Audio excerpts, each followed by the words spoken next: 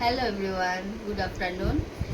আশা করছি আপনাদের lunch complete. আমাদের লাঞ্চ এখন বসেছি, 4টে বাজতে যায়, তো একটু লেট হয়ে গেছে আজকে। তো একটা মানে ইম্পর্টেন্ট কথা বলার জন্যই লাইভ বলছি, ভিডিওতে আসা। তার কারণ হচ্ছে গিয়ে আপনারা আমার পুরোনো ব্লগে দেখেছিলেন, কদিন ব্লগ কন্টিনিউ দিতে পারিনি, ভাই চলে গেছিলো বঙ্গাইগাঁওতে। তো ভাই গিয়ে ওখানে ওর কাজের সূত্রে ব্যস্ত হয়ে যায়, আমি এখানে আমার কাজের যেটা ডেইলি ব্লগ সেগুলোতে ব্যস্ত হয়ে যাই। সাডেন কি হয়, ভাইকে কিছুদিন থেকে ডেইলি ভাইয়ের সাথে আমাদের কথা হয়। তো ভাইকে কিছুদিন থেকে আমরা ভিডিও যখন কল হয় বা এমনিতে কথা হয়, ভাইকে বলি ভাই আয় না, দুদিন থেকে যায়। তো ও বলে ওর ছুটি নেই বা এখন আসতে পারবে না, ও নেক্সট মাসে আসতে পারে বা পুজোর সময় আসতে পারে, ও নানান অজুহাত দেয়। কিন্তু ওই দিন কি হয়েছে, ওই দিন বারটা ছিল সোমবার ছিল।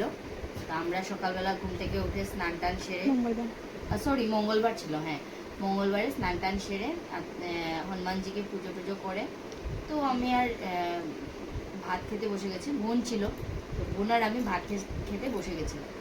তো ভাত খেতে বসে কি হয়েছে, বোন কিছু একটা আনার জন্য রান্না করে গেছিলো আর আমি এক মনোযোগ দিয়ে ভাতটা মাখছিলাম। হঠাৎ ভাই এসে বলে সারপ্রাইজ। আর ও যে সারপ্রাইজটা বলেছে, মানে আমি নিজে ওকে দেখে আমি মানে শকড হয়ে গেছি যে আমি কি এক্সপ্রেশন দেব। মানে এটার ও ভাইও ভিডিও করে না, আর আমি যদি জানতাম আমি এটা আপনাদেরকে ভিডিও করে রাখতাম যে ভাই কিভাবে সারপ্রাইজ দিয়েছে আর আমরা কিভাবে সেই ইমোশনসে মানে ওকে মানে পেয়ে আমি মানে এত মানে আনন্দ হয়েছে। তো আমি আপনাদের সাথে আর ভিডিও করিনি, দেখাইনি আপনাদেরকে। ভাইয়ের সাথে সময় কাটিয়েছি, এই 2-3 দিন ভাইয়ের সাথেই ব্যস্ত ছিলাম। তো আজকে ভাইকে আমার ঘরে ইনভাইট করেছি।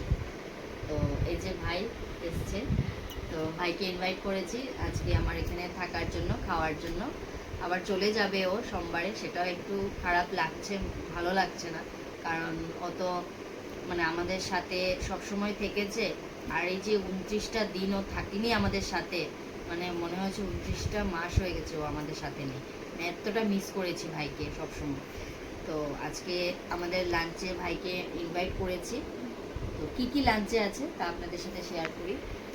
আর এখানে বসেছি কারণ রান্নাঘরে বসিনি গরমের জন্য, এখানে বসেছি, রান্নাঘরে ফ্যানটা লাগানো হয়নি। ডাল হয়েছে, আলু ভাজি হয়েছে, এখানে রুই মাছের একটা চচ্চড়া হয়েছে, আর এখানে মাংস হয়েছে, তার সাথে লেবু আর শসা স্যালাডের মধ্যে আছে। ঠিক আছে, চলুন টাটা বাই বাই। এটাই আজকের ব্লগ, এই ছোট্ট একটা মিনি ব্লগ দিলাম যে আপনাদের সাথে, মানে এখন তো বুঝতেই পারছেন আমার 4 লাখ ভিউয়ার্স, মানে আমার আপনজন, আর আমার ফ্যামিলির ম্যাটারে কিছু না জানালে আমার জন্য নিজেরও শান্তি পাই না তার জন্য। ঠিক আছে, ভালো থাকবেন সবাই, টাটা বাই বাই।